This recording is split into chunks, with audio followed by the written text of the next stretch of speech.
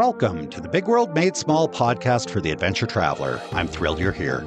My name is Jason Elkins, and in addition to being your host, I'm also a former U.S. Army paratrooper, third-generation commercial hot air balloon pilot, paramotor pilot, ex-Montana fly fishing guide, advanced open water scuba diver, and a full-time nomad that's visited more than 30 countries on 6 continents.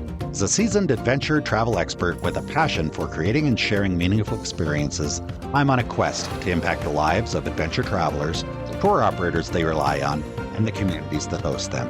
Every week, I bring you exclusive interviews with fascinating adventure tourism experts who have agreed to share their personal stories, favorite destinations, and some invaluable travel insights they've picked up along the way. We'll enjoy a casual conversation, create some connections, and likely share some laughs. It's my hope that by the end of each episode, this big world will feel just a bit smaller. Let's get started, shall we? Welcome back, everybody, to another episode of the Big World Made Small podcast for the adventure traveler. Today, we've got Kieron Wilde here. He is the founder and CEO of First Nature Tours. Kieron, welcome to the show. Happy to have you here. Thanks, Jason. I'm glad to be here. As we, right before I pushed the record button, you were telling me how cold it is up there in the north. And I mentioned I'm here in Columbia. It's where it's like the same weather all the time. It's January when we're recording this, and I often forget that there is I'm from Wyoming. I know it gets cold up there, but sometimes I forget. So how cold is it? It's like 28 degrees Fahrenheit. All right. So it could be colder then, right? It could be colder. Yeah. So where do you live? I am coming to you from Mosier, which is just outside of Hood River in the Columbia River Gorge. So cool. Yeah, Mosier.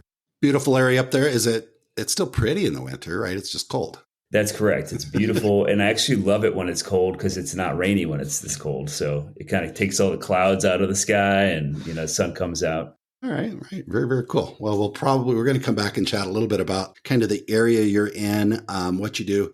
But I'm really, really interested in kind of your story, because most of the people that do this type of work have something weird or normal, which normal can be weird, that kind of happen along the way to kind of get them to where they're at. Before we get into that, it might make sense. Do you have a 30-second elevator pitch about First Nature Tours that we can just real quick put that out just so the listener kind of understand just a touch of what it is you do? And then we're going to go discuss your history, your story, and then we'll come back and discuss First Nature more.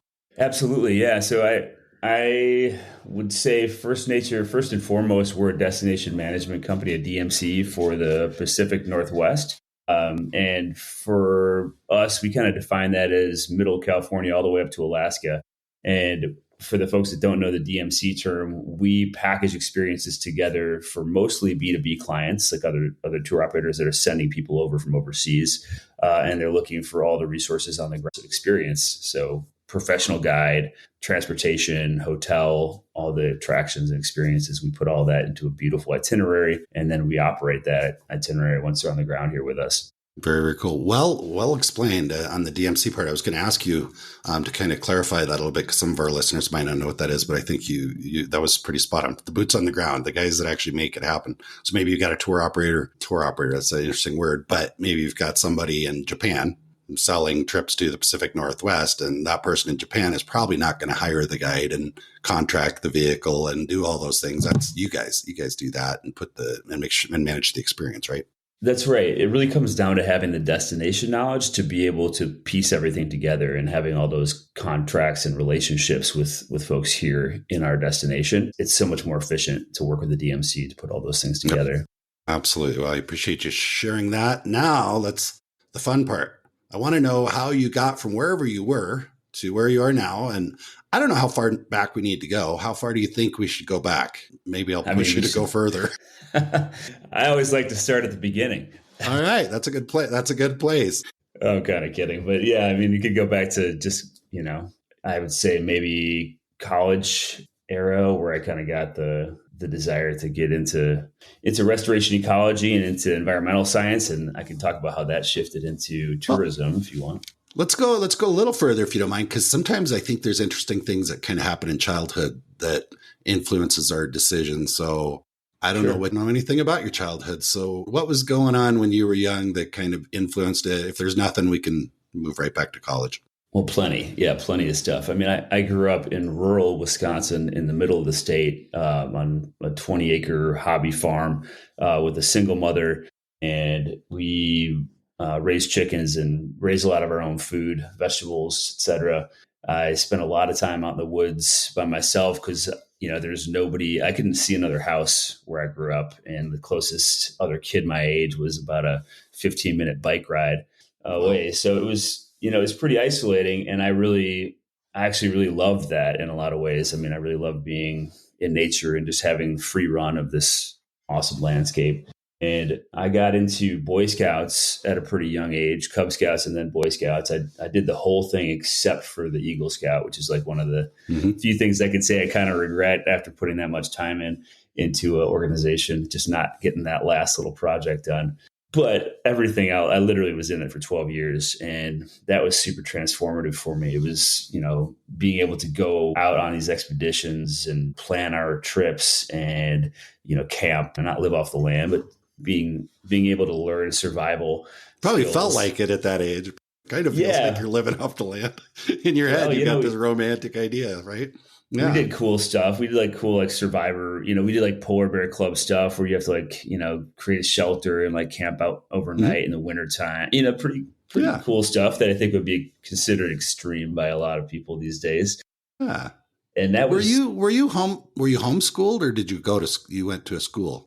I went to a school, this tiny little school, my little town of Wild Rose. I mean, I graduated 62 people, I think, in my high school. So it was pretty dang small, like small pool of folks to pull from as far as friends go. Most of the boys were the same boys that you went to school with, probably in the Cub Scouts and Boy Scouts with you, right? Yeah, there's a lot of overlap there. Yeah. And they actually had to pull from adjacent communities to get a full troop together. So we, we had to import folks because there were enough of us. But yeah, did your mom get involved in that? Was she like a cub mom or whatever they called them, den mother? Not really. I was just curious. She had a full-time job, and then my brother that she was also raising, and it was actually just an awesome way for me to go, have this awesome experience and be entertained, and kind of off of her plate for a minute. So I think it was really beneficial for her, actually, in a lot of ways. It might have been part of the plan. It definitely was. Yep. All right. Very, very cool. So then let's kind of pick up there and move forward as you got older and what was going on. Yeah, sure. So I was always really into nature, always really into science, and I decided to go to college in Wisconsin as well. I went to University of Stevens Point for my freshman year and taking general biology, and then bumped up to a bigger school, University of Wisconsin-Madison, which is a very large state school, and studying a little bit more focused on restoration, ecology, and conservation work. That's what I ended up getting a degree in, biological aspects of conservation. So now it's called conservation biology by the university. Alda Leopold started that school, and it's very much about big picture thinking, like the human element in conservation and making sure that you take into account all the different facets and all the different factors that are involved in doing conservation work and doing restoration and ecology really well and effective. So, can't take the human element out of it really. Yeah. And I'm curious. I love that. I'm curious, Kieron, when you kind of started that path, maybe freshman year, or at some point during that, was it like, I really want to do conservation, save the world? Or is it like, I just love the outdoors. I've spent a lot of time outdoors. If I'm going to go to school for 4 years, I might as well learn about plants and trees and animals. Just curious.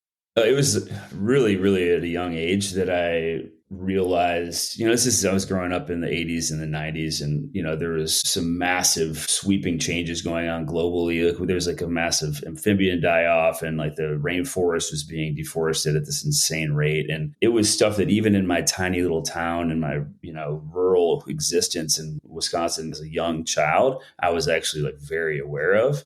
And very driven from a super young age. I don't even know how young I first realized that that's what I wanted to do, but I've always been, into the saving the planet, mission for my life. And was that hard in college? Maybe I'm like other friends that maybe weren't studying the same stuff. Was that a challenge? Because college kids aren't always trying to save the planet. Right. No, it was really hard here in high school. Because it was just a super small group, and it's mostly rural, like farmers and, like just in a different mentality. So my mom's very much a hippie by most people's standards. And I grew up on making our own tofu and granola and canning vegetables. So I was raised with kind of that lens of, living off the land and respecting nature. And I just took it to a different level, wanting to make that my career and kind of my life's passion. And so, yeah, at a very young age, I was identifying with Captain Planet and that mission to save the planet. I'm happy we took it back before college. I think there's some nuggets in there. So thank you for. Yeah, I was ozone making man some connections. I was ozone man in like the school play. I mean, I was dressed up in like a silver leotard with like a cape. I was into it. I was super into it. So you didn't do a lot of dating, it sounds like. Yeah, right. Well, just kidding. I was a theater major in college, and I was voted the most talented boy in my senior class in high school. So I didn't do a lot of dating either. Yeah. Well, I'll just go back to the small pool thing, the small pond thing again, just to reference that. Yeah, that was the main reason. I did plenty in college. Okay, well, that's for another episode. Sure. Yeah. So anyway, so you're going to save the world, which I think is great. I don't say that in any disparaging way whatsoever. So you went to school for this, and then what were you what did you envision your job being, or maybe job, business, whatever? What did you envision yourself doing 5 years after school had finished? And then tell me if that's what you ended up doing. Yeah. Does anybody? I mean, I feel like that's very few people end up, I feel like, doing exactly what they envision themselves doing. Mostly not the people I talk to on this show. I can tell you that, because I am not interviewing accountants and finance managers. And some people do stick with what they think they're going to do. Yeah. And more power to them. But for me, I knew I wanted to do the work. I didn't know how that looked in the real world. Getting out of college, I went immediately into internships to be out there doing actual restoration ecology work. So I interned in California for the BLM doing desert restoration work in these wilderness study areas and camping out for 10 days at a time in these remote areas to do this work. And then 5 days off, I'd be like just hiking around national parks and also camping. So I basically spent a year not sleeping underneath a roof. And then I went up to North Cascades National Park and doing fire ecology work for the North Cascades, monitoring like past fires with the GIS systems and going out and doing vegetation monitoring out in the field. And this is like going from desert to like a rainforest, basically the western side of the Cascades, very much temperate rainforest. So really cool to have that contrast and experience. And then I got a job with the Department of Ecology doing riparian restoration work, heading up a crew of conservation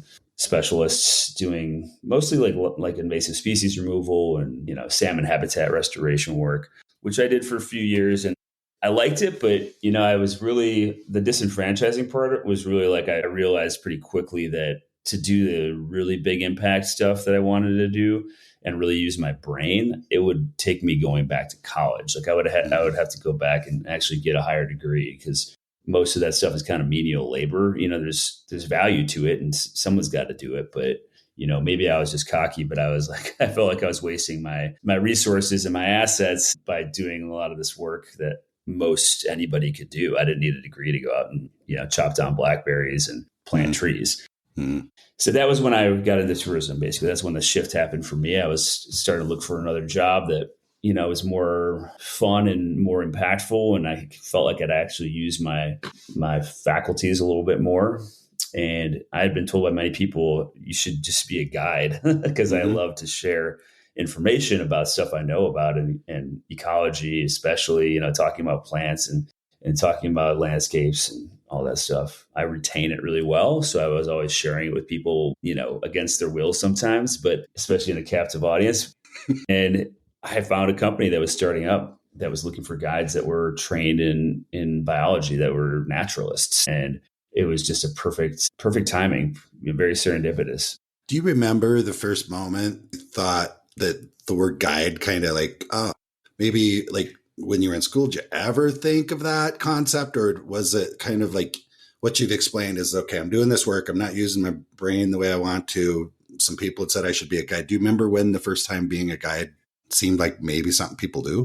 Not really. I mean, it wasn't far before I was actually encountered this opportunity with this company that was starting up. Evergreen Escapes is the name of the company. And yeah, I didn't really understand tourism at all. I never traveled as a kid really, other than kind of regionally around Wisconsin to do these backpacking trips. Went to Colorado and to Canada as part of that. Nothing extensive and definitely not your traditional like trip that people travel on. So yeah, so it was, I didn't understand really what it meant. And even that guiding was really a career until I found this company that was starting up. And I was very much at the ground floor. They'd just been not even a year in operation. So I was able to come in and really help grow that business from the ground up and apply a lot of my own knowledge about sustainability, which is really cool, and help to develop itineraries. I had great destination knowledge because I've been doing a lot of work in the backcountry of Washington State at that point. It's in Seattle now that I'm living. So yeah, it was a really good opportunity and perfect timing, honestly. Was there, looking back at it, were there many things that you felt like you had to learn about people? Because you're a very personable type of person, very well spoken. I'm guessing that I'm speaking to you now. I wasn't speaking to you when you were 20 or whatever, in your 20s, but was that a challenge or was it super easy for you to figure out the kind of human part? Well, because you also said you like to spend a lot of time on your own in the woods. Yeah. Yeah. The human part, I think it's just my personality type. I mean, I'm an ENTP if you're a Myers-Briggs person. I mean, I'm like pretty extroverted, always have been. But honestly, I've said this multiple times. I think everybody should do some time in the service industry, to really just understand the full spectrum of human condition and to, maybe be a little bit humbled, because it is like a unique skill set you develop when you're in the service industry and you're meant to take care of people and deal with all these different personality types and all different states of mind and conditions. So I actually was in the service industry. I put myself through college, bartending at country clubs, working with kind of a higher end service industry, country clubs and really cool bars in Madison, Wisconsin.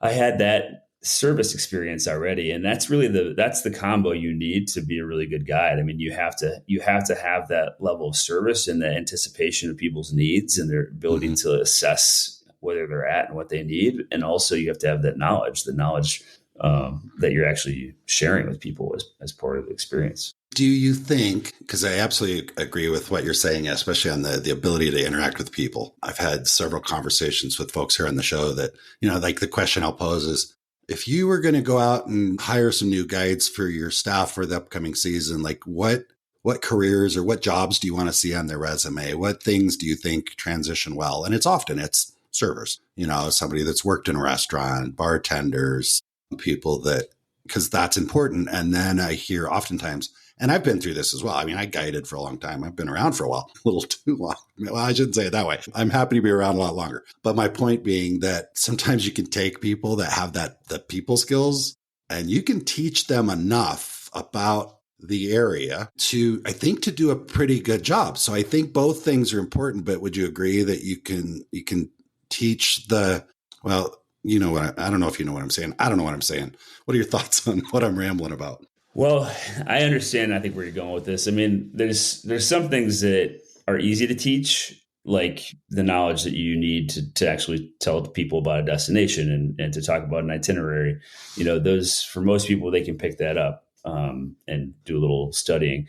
Actually being able to connect with a person and have empathy for a person is a much harder thing to learn. And it really is something that hopefully is instilled in you from a young age and you hone it throughout your life. But some people... Because that's a hard one to just teach. You can't just...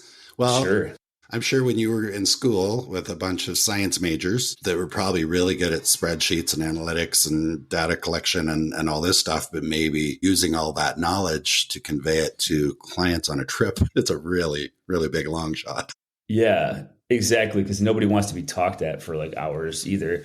So like the delivery is also a big piece of it. Like how do you turn this into something that's actually interesting? And one of the things we talk a lot about is the why. Like, why do you want to know this? Why are you out here on this trail and experiencing this part of the world, and understanding how to tie that into the bigger picture of narration is huge. I had a guy, Zach, and I can't think the last name escapes me at the moment, but he, we spoke on the show, and he does dinosaur trips and paleontology trips. And he's like, yeah, we have these paleontologists that come out and lead these trips. And I was just like, man, just imagine trying to find a paleontologist that would be comfortable and happy to lead a group of.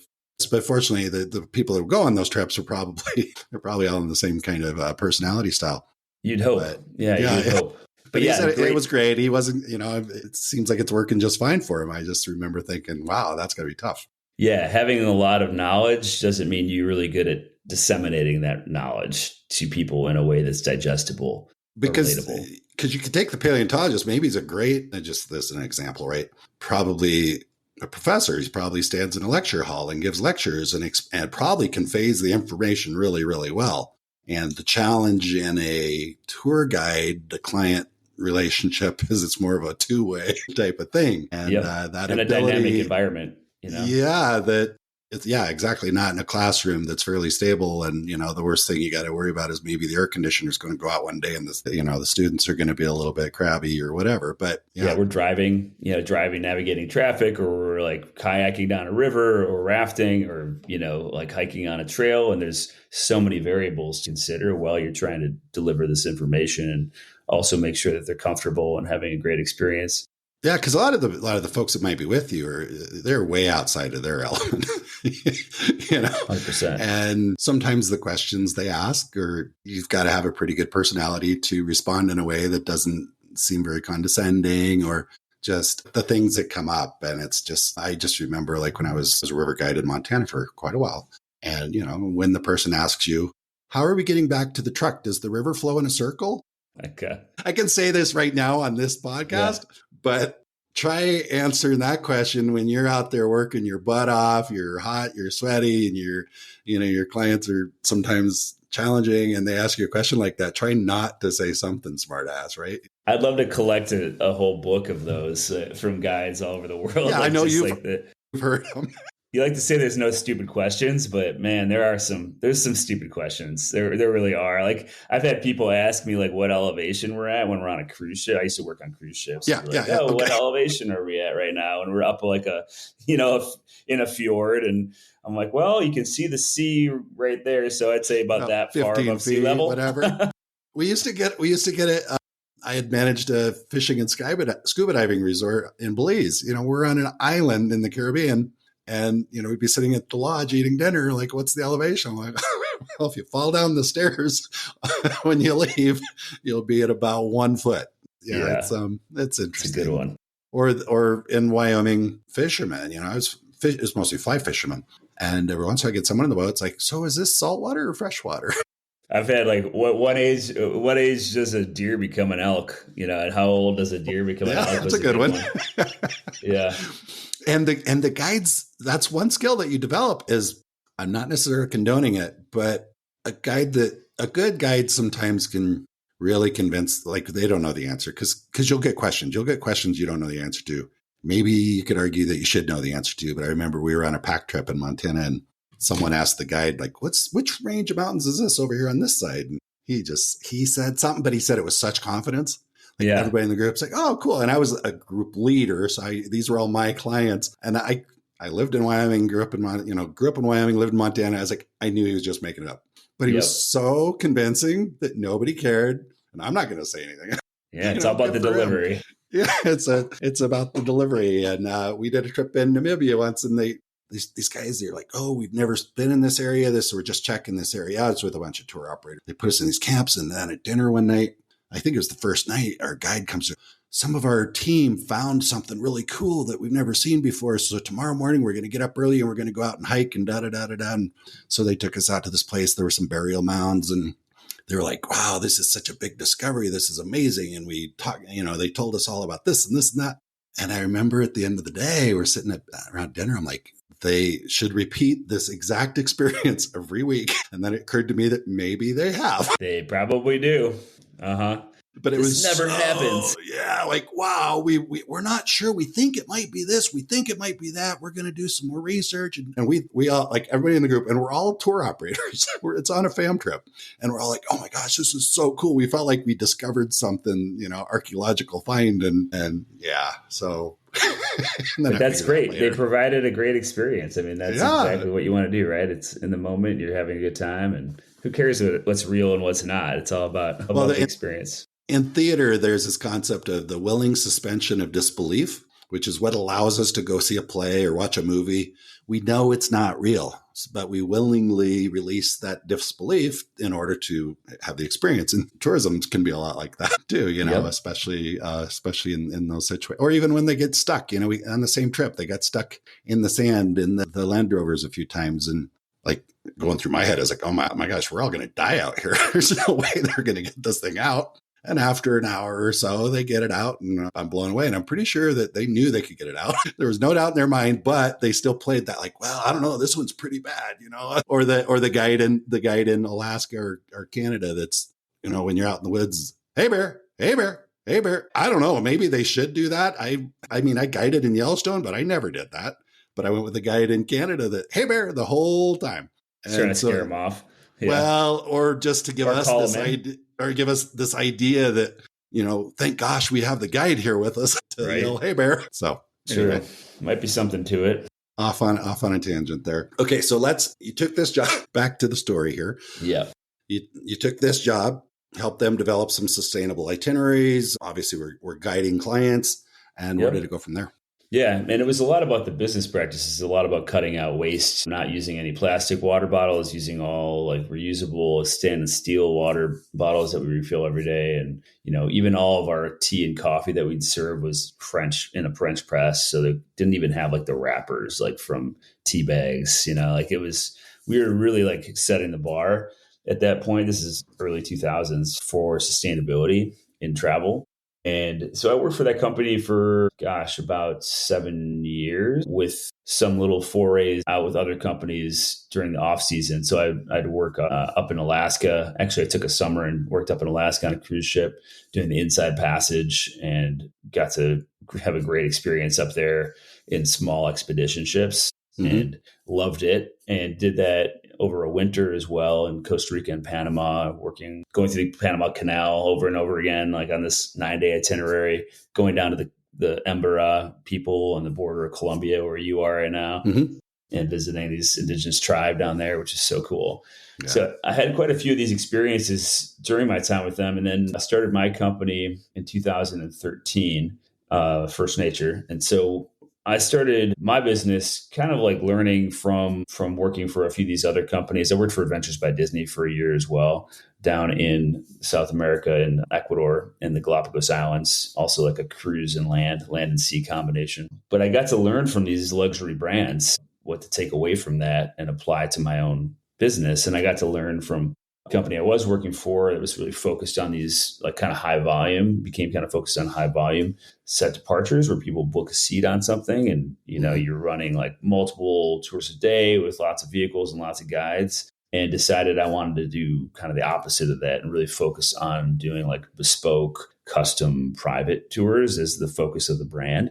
And then that destination management piece of it kind of grew out of that as well, where it's just everything we do has a level of customization to it. So we're never kind of like doing the same exact itinerary over and over again. It keeps it really interesting from a guiding perspective, and even from a experience design perspective. And then we're also always making money. Every time a tour is going out, it's a private tour, it's always making money versus trying to fill seats to make sure you break even and actually have a profit. So that's been successful. So when we started, you really kind of touched on the destination management part. It sounds like what I hear you saying is when you started your business, it was kind of the individual, private, but direct to consumer. Then you kind of mentioned that the DMC part came in. So have you transitioned completely to DMC then? No, not completely. So we still have private tours that go out in the Northwest that are direct to consumer. Most of them, a lot of them are return clients or referrals from local partners like hotels or local DMOs like Travel Oregon or Visit Seattle, for instance. but 70% of our business is direct to consumer. And even in those early days, a lot of what we were doing. Did you say 70% is direct to consumer? Yeah, okay. 70% approximately. No, I'm sorry, B2B. Or is it the other? Oh. Yeah. That's what I wasn't sure. All right. No, okay. So 70% is B2B or that destination management company stuff where you're correct. Okay. Yep. About 70% of the tours that we book we're working with a tour operator or a travel agent that has come to us to design the experience for their client. And then 30% approximately is direct to consumer. And that includes the corporate team building type stuff that we do. We'll take groups out and do fun adventures with them, like rafting, or we'll take them out and do corporate stewardship work, or we do like a beach cleanup on the Oregon coast, for instance. And that's fits into that 30%. So you as a tour operator, DMC, you're doing some direct to consumer. Do you own some boats and some vehicles, or are you contracting all that? Correct. Yeah, we do have our own in-house fleet of Mercedes Sprinters and luxury SUVs. And then we have, some gear like snowshoes and stand-up paddle boards that we have in-house as well. And then when it comes to stuff that's a little bit more technical, say, whitewater rafting, then we contract that. We have a vendor that we work with that will subcontract that piece out. Okay. And do you have a lodge or facilities at all the place I'm looking at you, on a video camera here. I can't remember if you said it was your house or lodge. I'm just curious, do you guys actually have facilities for people? Like overnight facilities, like hospitality? That's the plan. We have our long-term vision is definitely to get into the hospitality side of stuff. We have a property in Portland that we have on Airbnb, so we've been doing that for about 3 years. But living out here, feels like we live in a lodge very much. Mm-hmm. But we're looking for that opportunity. We've been working on one called Fur Haven actually out here for a while. That's going to be freestanding A-frame style guest houses that folks can book, and they can be booked out for retreats. And it's very much about making it more affordable than a lot of the options that are out here too, because so many of these are popping up all over, but they're like $500 a night to stay in like a little little tiny cabin, little tiny box. And are they using the term glamping there, or is it? Yeah, some of them are. That, yeah. Yeah, some of them are calling it glamping, but we really want to connect people with the experience too. So, we want to make sure people coming out here, they're able to, bike to the spot and then plug in their e-bike and, be able to engage in some projects that are going out here, especially like the regenerative travel stuff that we're doing, like engage in like some restoration work of a trail system, or, maybe they're planting trees. Who knows? But those are the kind of people we want to bring out here and kind of engage with. Okay, you said you started your business, was it 2012, 2013? Yeah, it's 2013. Okay. If you were able to go back to that time, because you said you kind of start out direct to consumer, and then do majority now B2B, is there any major differences? Would you have gone a different direction? Would you just jumped in and said, let's just do DMC stuff? Any major changes? Like if someone was listening to this right now, not necessarily one of your competitors there in your neighborhood, but like what did you learn from the experience that would be helpful to somebody else that maybe has a lot of background, has done a lot of the type of stuff that you've done, but wants to start their own business? What's a little nugget you would give them? Find people that are really good at the stuff you're not. I think that's like one of those universal lessons probably. But for me, that's as we've scaled up, I've found. Yeah. What is that for you? Tell me what that is for you.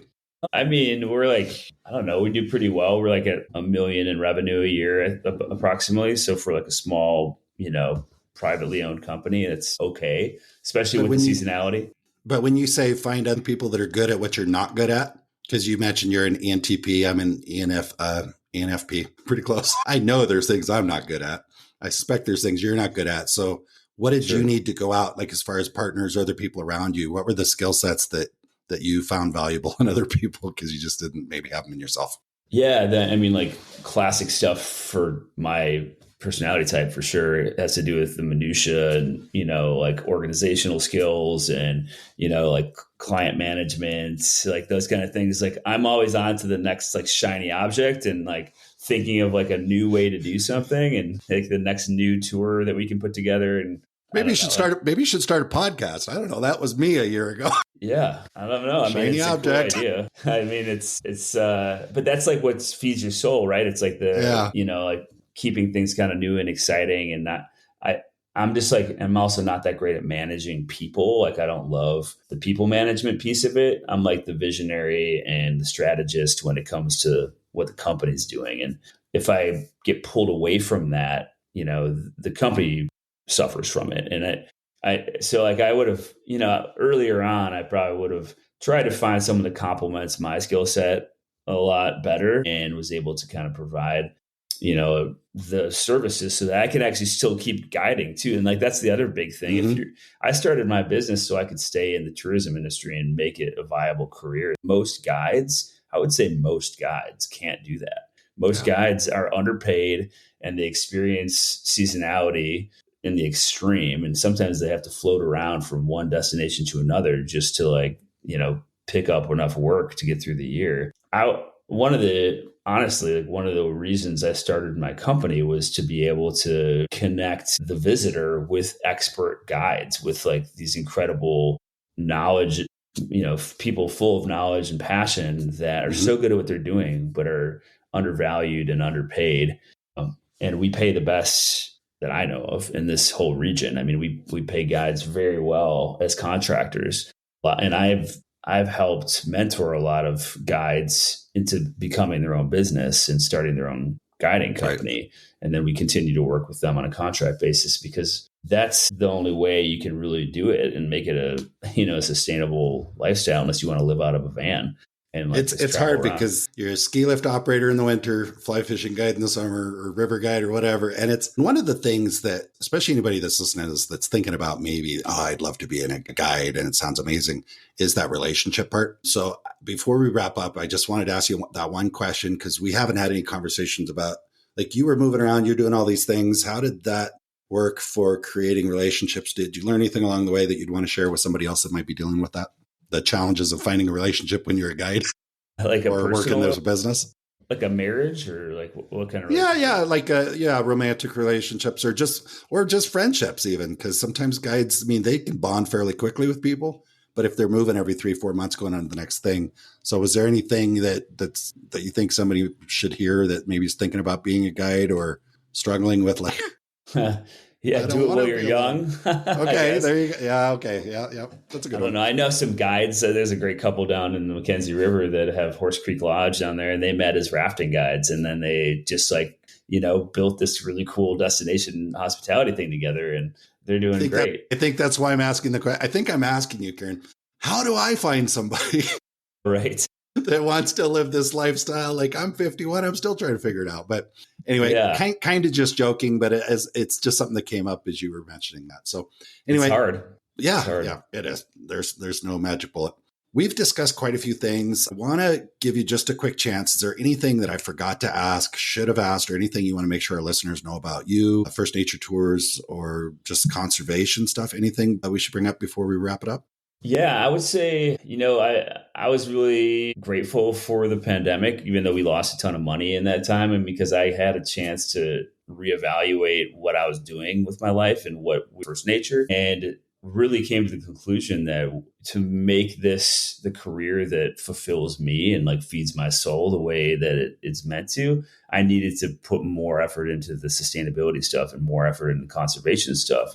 So we started doing a lot of work to create regenerative travel projects, is what we call them. But basically, this tour product that allows people to engage with stewardship in the destinations where we work. And we do that by creating relationships with nonprofits on the ground there that otherwise wouldn't be interacting at all with tourism, and a lot of times lack the capacity to do so. So we come in, look for grant money, help increase their capacity, pay them to help create these experiences that we can then take visitors to engage with this restoration work and help leave the destination better than they found it. And that's like a movement right now that I'm super passionate about, and I see as being a big part of the future of tourism, and definitely the future of sustainability, is like getting folks to engage in meaningful ways with the places they visit and leave that positive impact. So there's so many facets to that I could spend a whole podcast talking about, but It's pretty cool stuff because I had interviewed Chris, I cannot pronounce her last name right off without looking at it, but with Conservation VIP, and they're a not-for-profit organization. And she was kind of explaining the challenge. Like if you're a not-for-profit organization, it's really hard to market, hey, come here and do this, have this experience. So we talked about how an organization like that can partner with a tour operator.